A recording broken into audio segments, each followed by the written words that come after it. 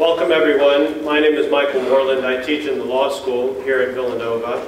Welcome all of you, especially the visitors from out of town here to Villanova. I also want to thank at the outset the Intercollegiate Studies Institute for their support of this event. ISI, as many of you know, has worked for over 50 years with the best and brightest college students across the country to deepen their knowledge and appreciation of Western heritage and the liberal arts tradition. And at the back, there's a book display and other information about ISI, including membership forms. Our debate today is on the notion of America's central idea, Abraham Lincoln, abortion, and slavery. And our two speakers are particularly well suited to address this topic. I'll introduce them in turn, and then I will take my Jim Lair seat down at the table there and moderate the rest of the debate from there. Marcus has been a member of the Amherst College faculty since 1966. He was the William Nelson Cromwell Professor of Jurisprudence and was appointed in 1987 as the Edward Ney Professor of American Institutions. He has written 5 books with Princeton University Press: Bureaucracy, the Marshall Plan, and the National Interest, The Philosopher and the City, First Things, Beyond the Constitution, and The Return of George Sutherland, which as a Michigan law graduate myself, it's especially nice to hear another Michigan law grad acknowledged with the book-length treatment. His most recent book, Natural Rights and the Right to Choose, is published by Cambridge University Press in 2002. Professor Arquez was the main advocate and architect of the bill that became known as the Born Alive Infant Protection Act. And the account of his experience in moving the bill through Congress is contained as an epilogue in his new book, Natural Rights and the Right to Choose. On August 5, 2002, President Bush signed the bill into law in the ceremony in Pittsburgh, at which Professor Arquez was in attendance. Second speaker will be Douglas Cammick, who holds the Caruso Family Chair in Constitutional Law at Pepperdine University Law School. He came to this position after serving several years as Dean and St. Thomas More Professor of Law at the Catholic University of America in Washington, D.C., and for nearly 2 decades before that on the law faculty at the University of Notre Dame. He is the author of several law journal articles and op-ed pieces in various publications, but most recently is famous for his book of last year, 2008, Can a Catholic Support Him?, asking the big questions about Barack Obama.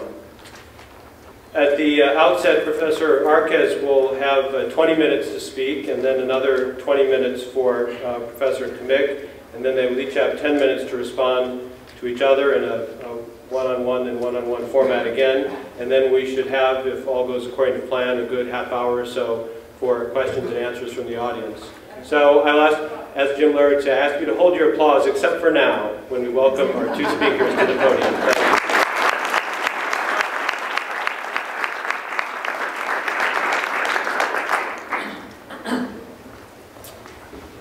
This is an odd occasion, bringing together some old friends and allies who find themselves a bit at odds in recent days.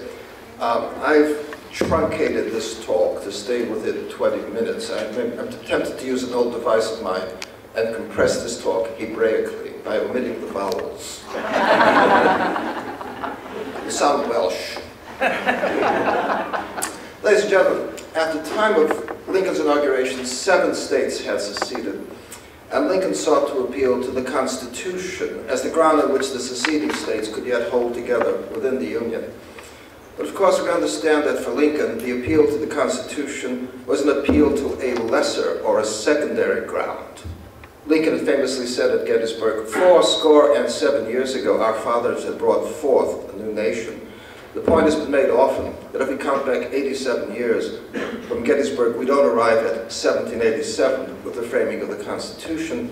We arrive at the Declaration of Independence. The regime or the Union was older than the Constitution. Union began with the articulation of that first principle, that proposition, as Lincoln called it, that defined the character of the regime. All men are created equal. The father of all moral principle within us, said Lincoln. The purpose of the Constitution was to arrange a structure of governance and power that would be consistent with those defining principles that mark the character of the regime. It's curious then on election night Barack Obama said that if we built this country calloused hand by calloused hand for 221 years, he'd counted back to the Constitution and omitted the Declaration. Now, I wondered, was that mere inadvertence? Or was he reflecting the new orthodoxy on the campuses and holding to the rhetoric, but rejecting the claim of the Declaration to speak of natural rights and moral truths, holding in all places? Lincoln could appeal to the Constitution, but everyone knew that behind the Constitution, the real issue involved that question of the human person. Who were the bearers of those rights? Who were the beings who had a claim to be governed with their consent, not in the manner in which we rule dogs and horses, but those beings who could give and understand reasons over matters of right and wrong. The point that people on both sides of our politics seem to find hard to grasp is that the central issue in Lincoln's time and ours, or in the next generation, will remain the same. That question, as John Paul II said, of the human person. In both cases, with a simple switch of labels, a whole class of human beings is removed from the circle of rights-bearing beings with a claim to our respect. In one instance, we say, it used to be said, they're niggers, not people. And in the other, we say, they're fetuses, not real persons known to the law. For those who read Lincoln closely, the clearest connection between the two issues came in that fragment that Lincoln wrote for himself, in which he imagined himself engaged in a debate, a conversation with an owner of slaves, and putting the question, why are you justified in making a slave of a black man? Is it because you are his intellectual superior? Beware, the next white man who comes along, who is your intellectual superior, may rightly enslave you. Is it because of color, with the lighter having the right to enslave the darker? Beware again. You may be rightly enslaved by the next man who comes along with a complexion even lighter than yours. As Lincoln went on in this way, the upshot was that there was nothing one could cite to remove black people from the circle of rights-bearing beings that could not be cited quite as well to justify the enslavement of whites. Lincoln was simply giving us here a model of principled reasoning or natural law reasoning. As Aquinas said, the divine law we know through revelation, but the natural law we know through that reasoning that is accessible to human beings as human beings. One didn't need a college education in order to understand that argument of Lincoln's. And it could be understood across the religious divisions, by Catholics, by Baptists, even by atheists. At no point in the chain of reason was there an appeal to revelation or faith. And in the same way, people on the pro-life side usually draw on the same form of Lincoln's argument for the sake of rebutting that chief, unsinkably cliche of our own time, that we are appealing to religious faith or belief with no claims to truths that are accessible to anyone who doesn't share our beliefs when we argue the pro-life issue. So we insist on approaching the problem in the manner of Lincoln, and so we say, why is that offspring of human being in the womb anything less than human? Doesn't speak yet? Neither do deaf mutes. Doesn't have arms or legs? Well, other people lose arms or legs in the course of their lives without losing anything necessary to their standing as human beings to receive the protections of the law. The upshot here is that there's nothing one could cite to disqualify the child in the womb as a human being that would not apply to many people walking around, well, outside the womb, and in that case, the kinds of reasons we need to take that life would have to stand on the same plane of seriousness as the reasons we bring forth to take any other human life. But from another angle, there should be no surprise when we say that the central issue of the human person will remain from one generation to another, taking on different forms. Surely it cannot be a surprise, this late in the seasons of our experience, that people have a tendency to screen out those who do not count, the people whose injuries somehow don't register, somehow go unnoticed. You may recall Huckleberry Finn. Huck is telling a fib to Aunt Sally. He said, we were delayed because on the steamboat they blowed a cylinder. She said, well, anybody hurt? He said, no, I'm just a nigger killed. She said, oh, it's a good thing. Sometimes people get hurt in these things. You know, real people. Bill Clinton vetoes the bill on partial birth abortion, expressing the most acute concern for the pregnant woman whose health might make it necessary to choose that grisly form of abortion. Of that other being, whose skull was being crushed and the brains sucked out, he had nothing to say. The health of that small human being did not register as a concern, for he was not a being, a person, a presence that counted. With Barack Obama, the being that was remarkably screened from the picture was a human being eliciting the concern of onlookers or the protection of the law, was the child born alive after surviving an abortion. It was the child of the infamous live birth abortions that Jill Stanek in Illinois alerted us to. The child is delivered alive and then put aside in the refuse room to die. This form of abortion was forbidden in our bill, clumsily called the Born Alive Infants Protection Act, the bill conceived 20 years ago as the most modest first step on abortion, a measure that could command the support even of people who call themselves pro-choice, and begin a conversation. Could we not at least recognize that the right to abortion is not the right to an effective abortion or a dead child? Can we not say that even the child marked for abortion may have a claim to the protection of the law, a claim that cannot pivot on the question of whether anyone wants her?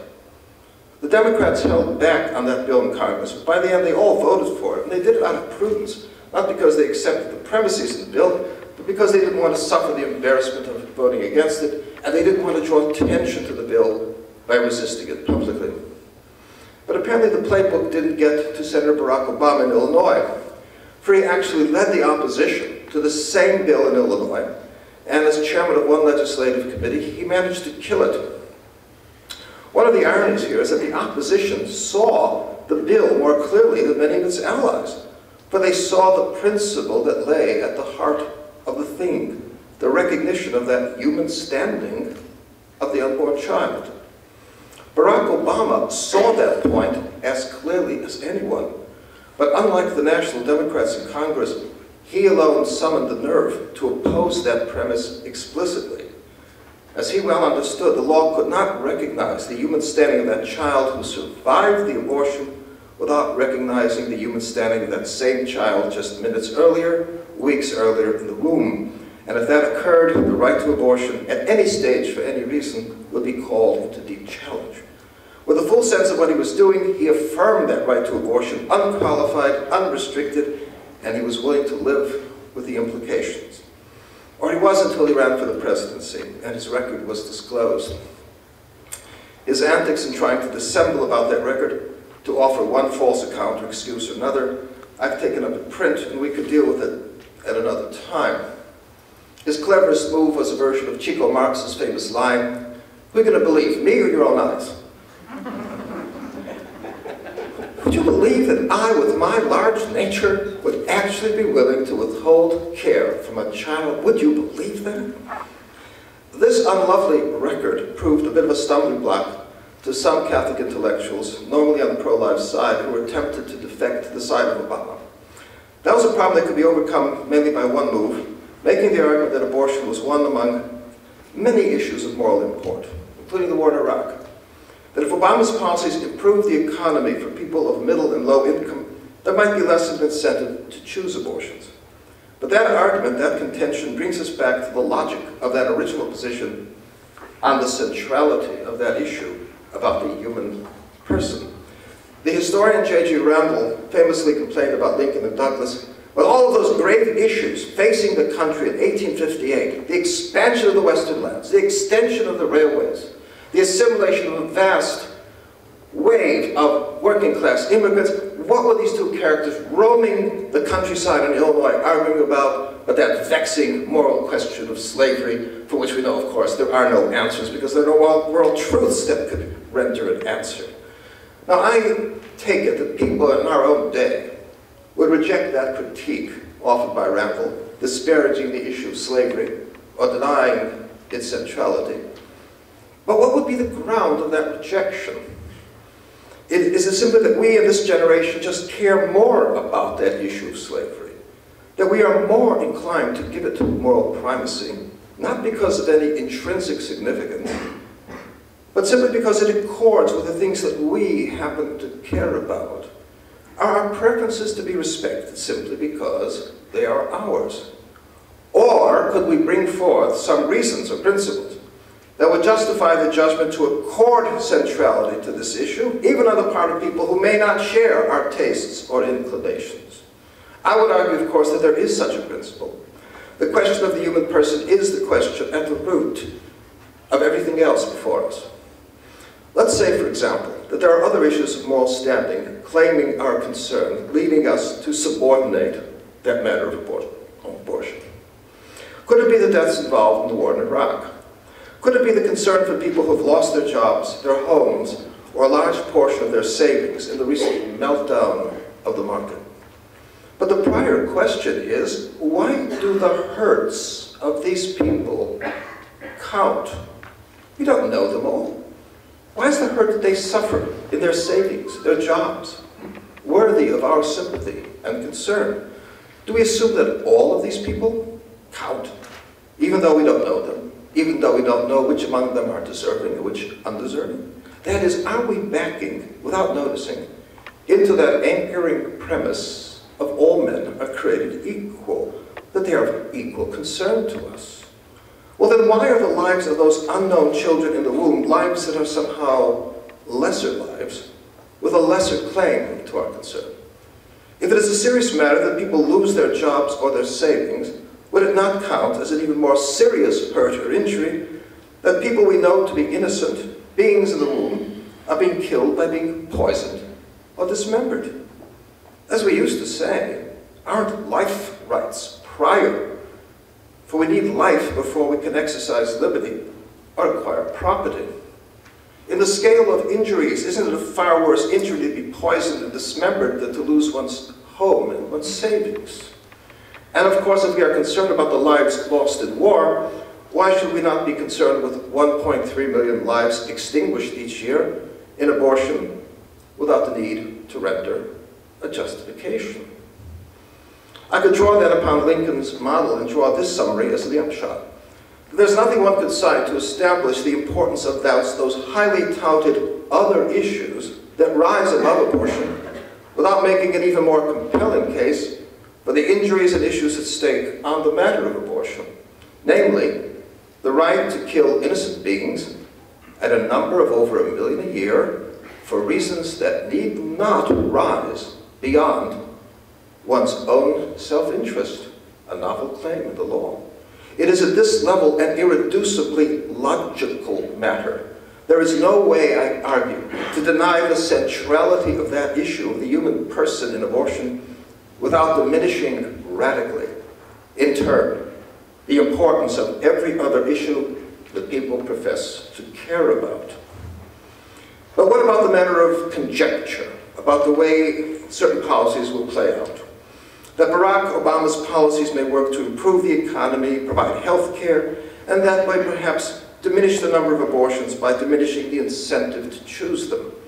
Here the argument is placed entirely on the side of making empirical predictions about contingent things. Whether Obama actually saves lives is contingent upon whether his policies do improve the economy, whether health will be advanced by relying on public rather than private provisions, whether a decline in abortions is really contingent upon an improvement in the economy. Those are notably less than causal connections. In radical contrast, there is nothing contingent or problematic about propositions of this kind, that we don't hold people blameworthy or responsible for acts they are powerless to effect, that we may punish people only when they've been found guilty of wrongdoing, that we are obliged to use the most strenuous modes of reasoning in testing evidence and guilt before we administer punishment, and we certainly don't visit lethal punishment on the innocent. When we say things like that, we understand that we're holding to positions firmly grounded in principle. There's nothing contingent about them depending on circumstance. Nothing merely probabilistic about the account we are giving about our reasons for defending innocent life. See, we may continue to think that people accused of crimes have a right to have access to the evidence brought against them to test its validity. And we can hold to that in principle, even though at times we free the guilty and punish the innocent. It doesn't alter our sense of what is in principle commanding for us. To shift to things merely contingent, to make our judgments on abortion hinge on making predictions about the economy affecting the number of abortions, is to shift to a radically different ground of judgment. Now, I suppose that if the economy comes back as the figures to come back and comes back under Barack Obama, one could take satisfaction in that. But if Obama's policies do not succeed in restoring the economy, or if a revival of the economy does not reduce the number of abortions, well, how does one give a coherent account of what you've been doing and recommending to others as a cause of action in their lives? For in the meantime, there's a grave matter of misinstructing people by diverting them from the issue of principle and causing them to lose their moral focus. Now, how would one justify misinstructing Catholics about the moral teaching of Catholicism? By teaching them that a concern for improving the economy and lifting the standard of living takes precedence in Catholic teaching over the concern for the deliberate, unjustified taking of innocent life. Now, as many people surmise, I've spilled over in references, veiled or not so veiled, to some of the positions that Doug has shared over the last year. But I must say, no mention of Doug should take place without taking account of Doug's distinct strengths in making the pro-life argument. I've counted Doug in the past as one of the rarest of my own allies in making the deeper pro-life argument. Most of our friends in the circles of lawyers and professors who do conservative jurisprudence simply argue that the right to abortion is not mentioned anywhere in the text of the Constitution, that it wasn't considered traditionally a right protected by the Constitution against the laws of the states. But notably, unlike people in this fraternity, Doug has been willing in the past to make an explicit appeal to natural law and to the Declaration of Independence in making the case for the unborn child as the rightful object of protection by the law. So when it came to the pro-life argument, Doug seemed to me far clearer about the moral ground of the argument, and quite gutsy, may I say, in his willingness to stand up and make that argument. But that understanding, running to the root, made it a little baffling to his friends looking on that Doug should then endorse the most explicitly pro-abortion candidate and president the country's ever seen. Even politicians who call themselves pro-choice, like Joe Biden, were nevertheless willing to insist that abortion as a wholly private matter was not a public good to be paid for by public funds. But Barack Obama seeks to appeal the Hyde Amendment with its refusal to pay for most abortions with public funds. Lincoln said of the policies of the founders to restrict slavery that it bore all of the marks of an intention to compress and discourage, not endorse, promote, and enlarge. But in radical contrast, Obama considers abortion as nothing less than a public good, which deserves to be promoted with public funds, and in that way to have a larger rather than a smaller presence. A good society for him is one in which every desire to avoid what he calls the punishment of an unwanted pregnancy may be honored. The abortion, when chosen, is never to be lamented. It is the failure to carry out that abortion that marks, for Obama, a society wanting injustice. I've never been sure myself just how many abortions are actually discouraged by the Hyde Amendment. But Obama's allies in National Abortion Rights Action League used to claim that nearly half the women who wish abortions in the country are constrained from having them by the Hyde Amendment. Well, if that's true, I don't know if it's true, but if that is true, and Obama seeks to repeal the Hyde Amendment, he would seem to be taking it as a notable gain to pass a measure that would bring forth several 100,000 more abortions in this country each year. I've already taken note of his singular position in opposing that measure of ours to protect the life of the child who survives the abortion. Other Democrats bite their lips in support of that measure, but the more typical one is the reflex is contained in the support of the Freedom of Choice Act, to move to enact Roe into a statute. Obama has proclaimed his wish to sign that bill into law as one of the first dramatic acts of his presidency. As one commentator summed up that act, FOCA could abolish virtually every existing state and federal limitation on abortion, including parental consent and notification laws for minors, measures that have worked practically to reduce the number of abortions. The act would remove restrictions on funding of abortion by states as well as the federal government. It could remove the protections of conscience for pro-life people working in the healthcare industry, protections against being forced to participate in surgeries they regard as morally abhorrent. Clearly, we don't have in President Obama a man who would wish to see less taking of life in abortion. The people who call themselves pro-life Democrats have accepted the right to an abortion, but simply seek to support alternatives for that choice. And so they've offered the Pregnant Women's Support Act, meant to reduce abortions by providing assistance for women facing crisis pregnancies. But as Robert George has noted, Obama has opposed key provisions of that bill, including the coverage of unborn children in the state's Children's Health Insurance Program, and informed consent for women about the effects of abortion and the gestational age of the child. Yet none of this challenges the right of a woman to order the killing of the child in the womb for any reason at all. It doesn't challenge it at all. The only fault from Obama's perspective is that it recognizes the child in the womb as a human being with a claim to the solicitude and protection of the law.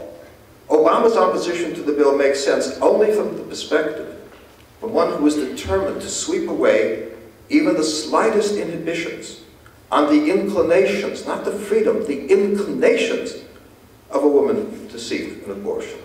So if some women may actually be given pause because they see the features of the child or learn about the presence of a beating heart, if they're given pause, that is all the more reason for them not to hear the news that may be unsettling their decision for the abortion. When we put this record together, I would submit that the endorsement of this man committed to these principles is just untenable. Now, Doug's own writings in the past would have alerted him to set, like I would, to set off the alarms and whistles when encountering the positions of something of this kind. Doug figured to be the quickest one to see through the shams here, to the heart of the thing, especially since Obama never exerted himself to conceal his positions here. And just lie in the face of this, Doug would have been drawn to the mirage of this candidate as something that, again, his friends, his former allies, have found a little baffling. But look, no one can give a better account of this than Doug himself, about the reasons that governed his own judgment, and I'll quickly yield to him to hear his own account of this. But still, let me say this as a personal word. I've been severe here in my own criticisms, even though I do find myself puzzled as to why I should be at odds with an old friend here. The anger has run deep, I know, on both sides, and I'm sure Doug must have felt as aggrieved by the defection of his friends as his friends have felt aggrieved by his own departure. But as a personal word, may I say that I can't forget the powerful, good things done in the past. I'm tempted to draw on Lincoln here in closing and say that passion may strain, but it should not break the bonds of respect and affection formed in the past. Those old affections, grounded in something enduring, are not easily extinguished. They'll be there, we hope, kindled anew, with the prayer that we may be joined again soon on the plane of that reason that used to form the ground of the friendship. Thank you.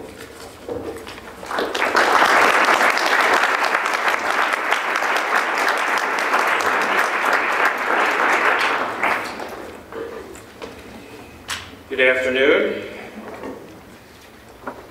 The work table has been well set by a splendid scholar and someone who I in turn admire for his defense of human life in a complete and intellectually splendid way. So I thank you, Hadley, for your exposition. Sometimes we are called in this life to work in unfriendly gardens. One can spend one's entire life among one's friends being reaffirmed. But sometimes one can identify opportunities where there is, in fact, a person who of as great intelligence, manifests integrity, manifests a sense of open-mindedness that seems to want to be engaged in a conversation about how we move this country from the place we've been at for far too long. It's been a place where political opponents have taken each other's religious beliefs and used them as a basis for division. and religious beliefs are different here. I am a Catholic. I believe, as Catholics believe, that abortion is an intrinsic moral evil that cannot be justified under any circumstances. Under any circumstances. I learned at the foot of Charles Rice, who authored a book called No Exceptions, who authored that book called No Exceptions at a time when Catholic prelates did not hesitate to come to Congress and say, no, no life exception. No, no rape exception.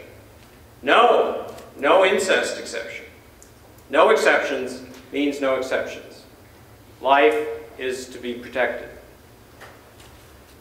And worked for the support of a human life amendment that would clarify for the differences of opinion that exist in this land about when an unborn life will be treated as protected as a legal life under the concept of legal personhood.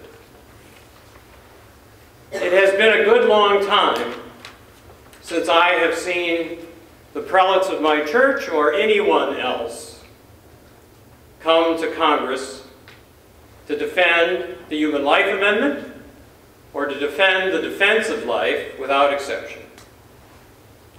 Instead, we have, in my judgment, with the greatest amount of moral default and lack of energy, been waiting for the mythical fifth vote. The fifth vote that we've had, well, 12 times over to appoint, but haven't.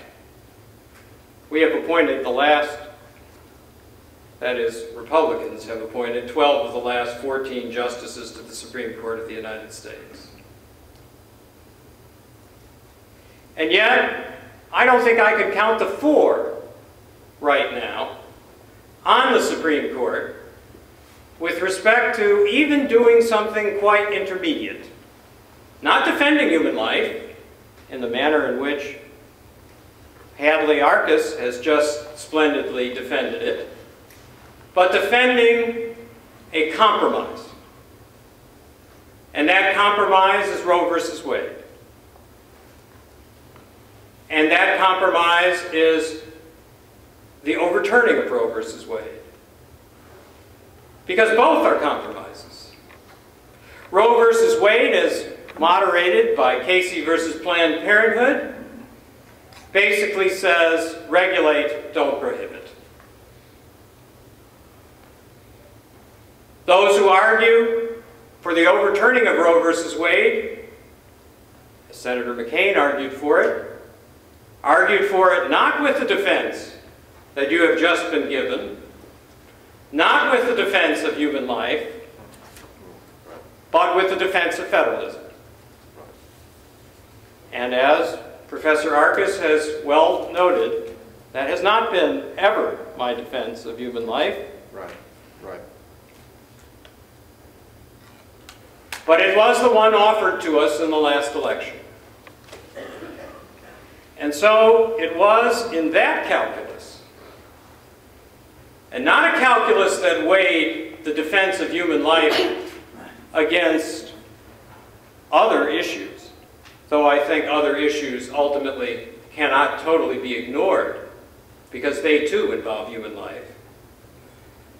But a calculus that at its first level asks the question, how do we make progress toward the defense of human life beyond just waiting, hoping for a fifth vote, for a fourth vote, for a third vote, whatever number you want to speculate we're at, that will not, in fact, affirm that life begins with the human zygote in the first fertilized cell, as our church teaches,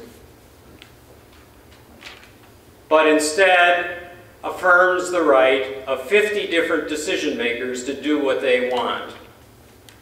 And I can tell you in my state, they will continue to murder unborn children at will.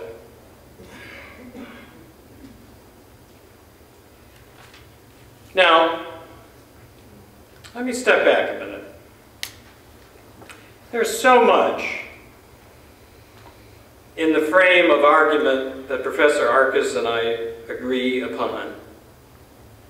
I do agree that the Constitution is just a means to an end, and that the ends are well stated in the Declaration of Independence.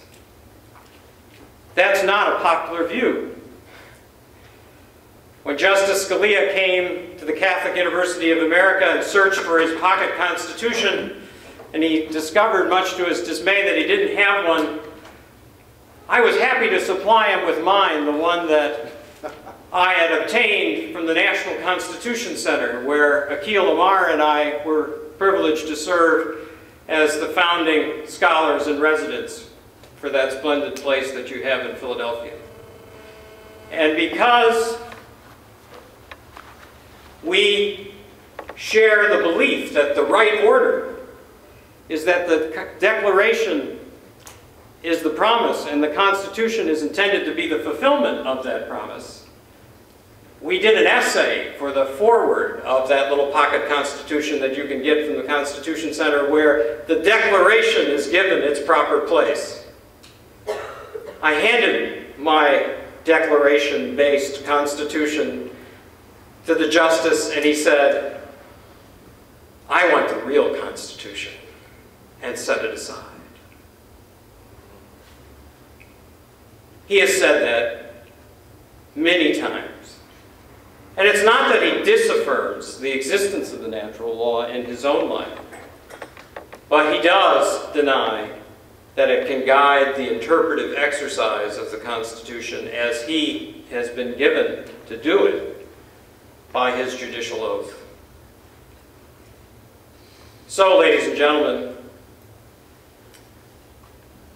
that is not a very inviting prospect for me when one of the greatest conservative minds on the court cannot see the relationship between the Declaration and the Constitution. Nor is it particularly inviting when it didn't seem to me that the candidate of my usual party didn't understand the significance of that either, nor was willing to commit to it. So the choice for me was to look at the two leaders that were presenting themselves and ask the question legitimately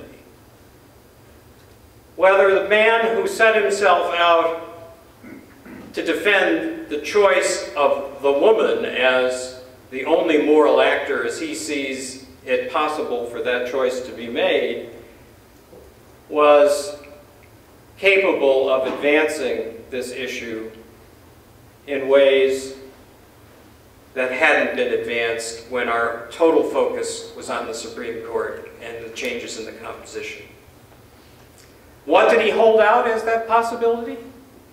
He held out, for the first time, provisions in the Democratic platform that he was responsible for adding that said, let's ask the question, why women would choose an abortion. Calling it a tragic moral choice, he supposed that in all likelihood there had to be something amiss in that woman's life. There had to be an absence of a spouse, the absence of insurance, the absence of a job, the absence of prenatal care, the absence of some adoption system that didn't cost so much that it frustrates those who want to adopt or stigmatizes those who want to participate in the adoption process. And he said to himself, is there not some social and economic change that we can make to address the fact that women in poverty are 4 times more likely to choose abortion than women above the poverty line? And he said, there must be.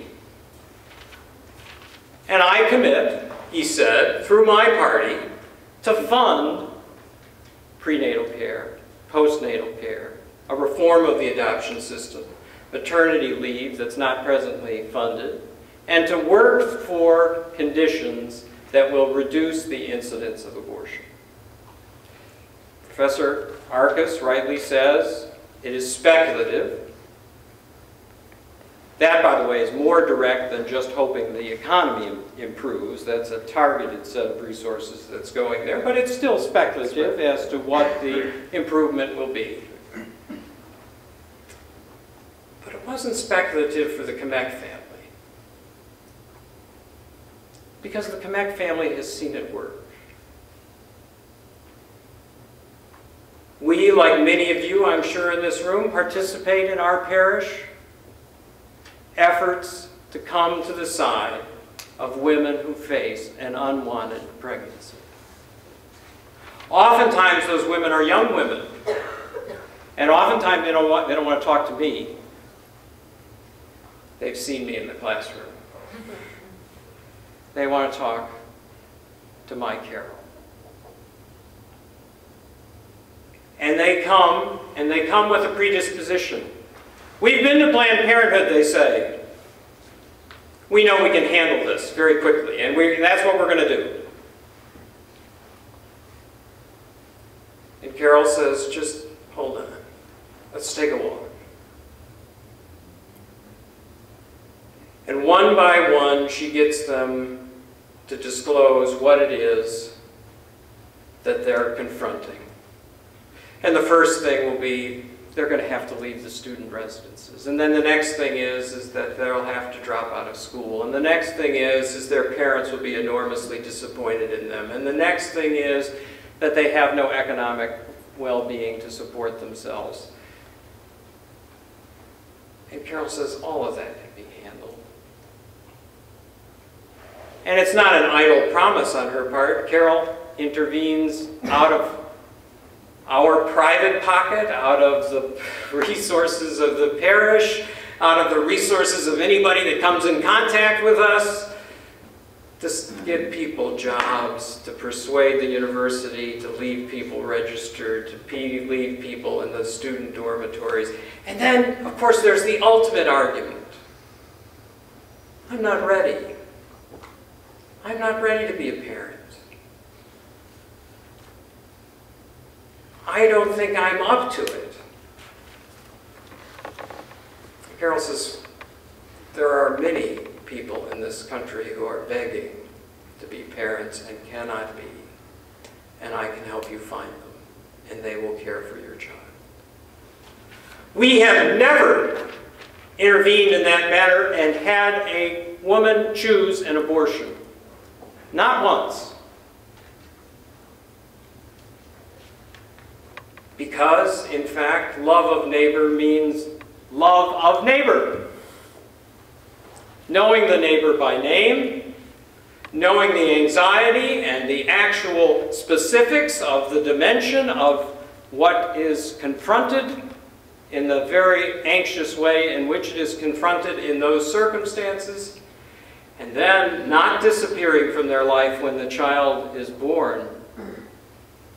Because I can tell you, yes, I've read all the studies about the guilt and the shame and the anxiety and the psychological disability that come to women who have abortion and who are haunted by it for the rest of their lives. And I believe all that to be true, though in fact opponents of the right to life frequently deny it. But I also know something else to be true, that giving birth to a child that you do not raise and that you watch being raised by another is not without its own pain and its own alienation. Let's step back and maybe talk a little bit about presidents. I suppose that in electing presidents, we shouldn't expect them to be intellectuals or philosophers. I won't say anything about the last 8 years as evidence or not. I do think, however, we can expect this of presidents. And by the way, I voted for President Bush twice. I had high hopes for his performance. I will say I was disappointed. I think we can ask presidents to articulate their core commitments and explain how those commitments coincide with our ongoing understanding of ourselves as a nation and our values and traditions that that nation represents. I think we can ask them of that. So let me try and ask some questions that if I was interviewing a president for a job, I might put to him. I might ask the president, as I ask all of you, or the presidential candidate, why is it we obey a law? And I might ask the further question that's sort of a subordinate part of it and ask, what exactly is law? You know, at various times in the world's history, the answer that has come is law is an instruction from God. The Old Testament seems to have that direct link. A good number of monarchs, for a good period of time, said they had the connection, the divine right of kings. Hadley and I believe, would say that the law has to be rightly reasoned. That indeed there is a moral reality that can be known, and that when it is known, it should be acted upon and pursued in the true natural law tradition. I have made that argument repeatedly to my conservative friends and my liberal friends now. I don't have any more conservative friends, so I knew them. But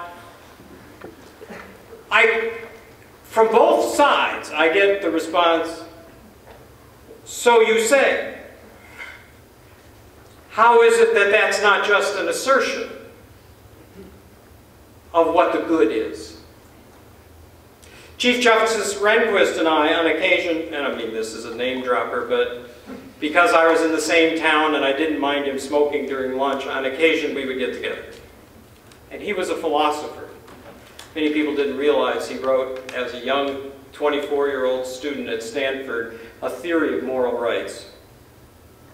And he loved to talk about philosophy. But Bill Rehnquist, on the court, had ultimately come to the conclusion that there was no way in which one person could hold out an empirical proof of the good to another. And so that the only thing that was left for Bill Rehnquist as a philosophy was federalism.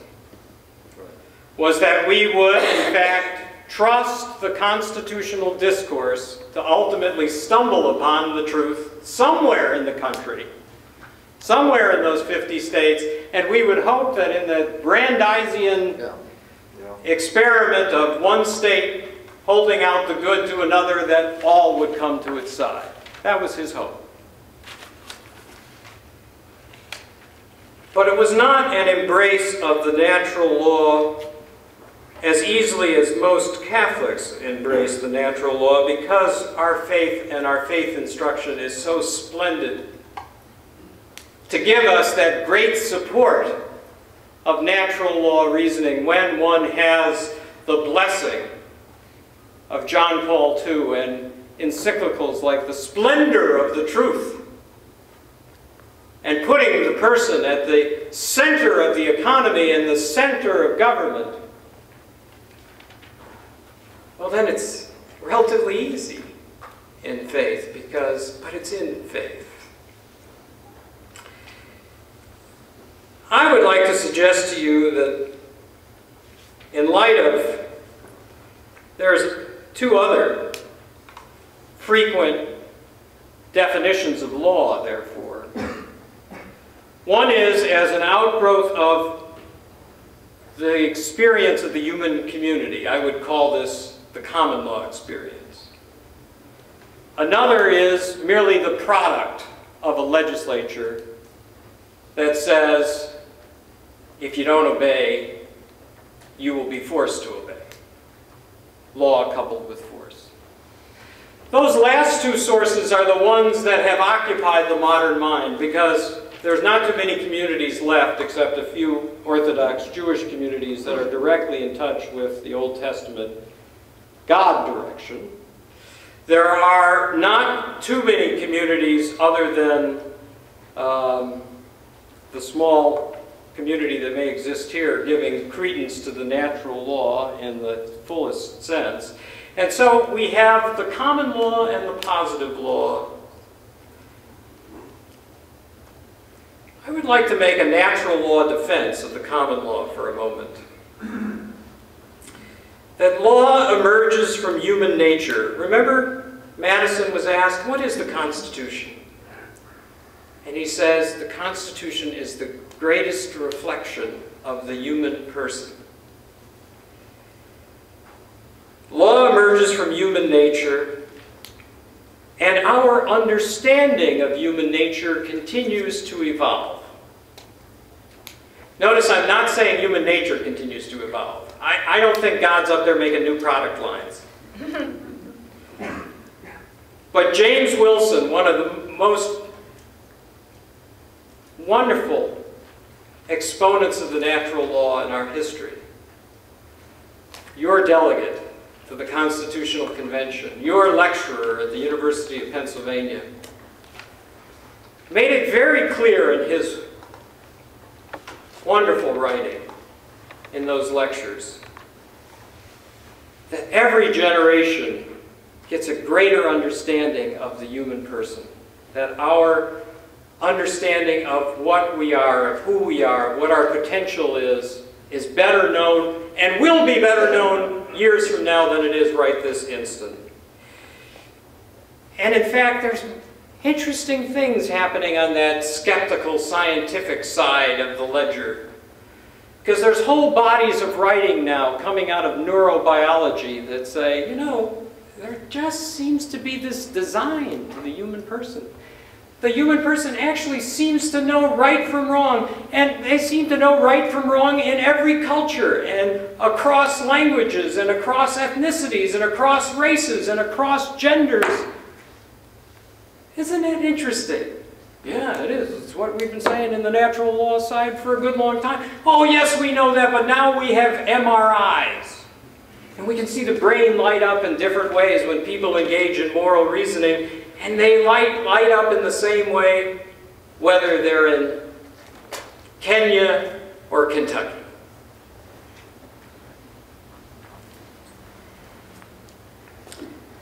This gives rise in the neurobiological writing that I think is much in alliance with natural law thinking.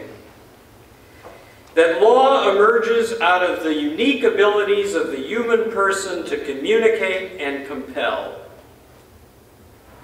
And those who have the unique ability to communicate and compel, who have the unique ability to inspire or convince us to coerce each other, end up being the people we call president, prime minister, and give the title of leader.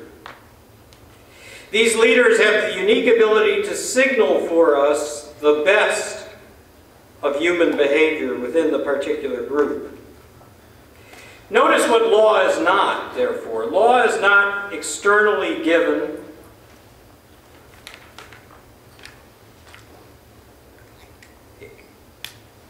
But here's one thing I believe in faith.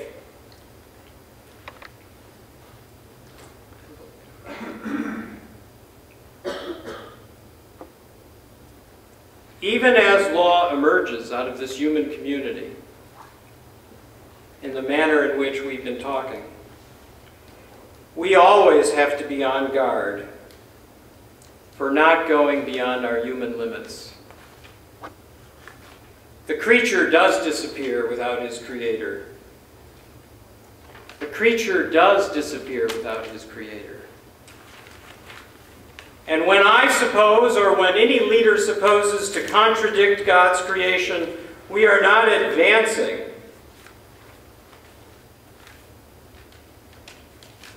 the human good. I want to end with something that ties back to Lincoln in the last 3 minutes that remain. Does enslaving man contradict our Creator? I would hope that we'd have a 100% referendum here this afternoon that slavery contradicts the truth of the human person. But you know, in the history of mankind, in the evolution of the law, slavery was an improvement. An improvement over what? Well, it was an improvement over killing the combatants that you confronted in war. Rather than killing them, you kept them, and you put them to use, and you put them to work in your community. And slavery was the improvement over killing combatants, and killing combatants was an improvement over killing everybody. When war was directed indiscriminately at civilians and the civilian population, it was much more difficult to run an ordered society and a world of hope and aspiration of achievement. And that is, as so nicely reflected in one of my lunchmates' conversations, that is the grave threat that terrorism presents to us. That we have retrogressed in our experience of law emerging from community, because while it was possible to see the killing of soldiers, the people who put on uniforms to defend national interests, as an improvement over the killing of civilians, and it is possible to see the detention of soldiers, or their enslavement, if you will, or their indefinite detention, if you will, as an improvement over even the killing of them. Notice we're marching backwards, when in fact we live in a world where life is not valued either by the combatant, the person who straps on the suicide bomb, or the person who walks into the marketplace in America, or in Israel, or anywhere else, and explodes it. Lincoln was not a philosopher. Few presidents are. But he did have a grave and important sense of how the law is a human expression, an expression that emerges out of community. He detested slavery because he understood the Thomistic standard maxim, as it is, to seek the good and avoid evil and to pursue happiness. And he understood how ultimately slavery was antagonistic to the good and to happiness. But in his understanding of it, he also understood that the truth was not fully known by all those around him. And so he tried to keep the conversation going by preserving the Union, not because he loved the South, not because he embraced the things the South stood for, not because he gave up the hatred of slavery that had always been part of his existence, but because he knew he had to go into the hostile vineyard and continue to be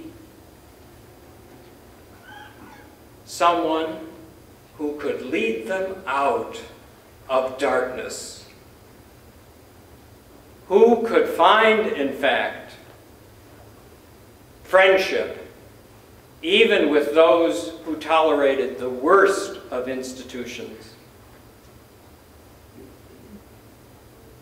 Barack Obama is not nearly the challenge that Abraham Lincoln faced. Thank you.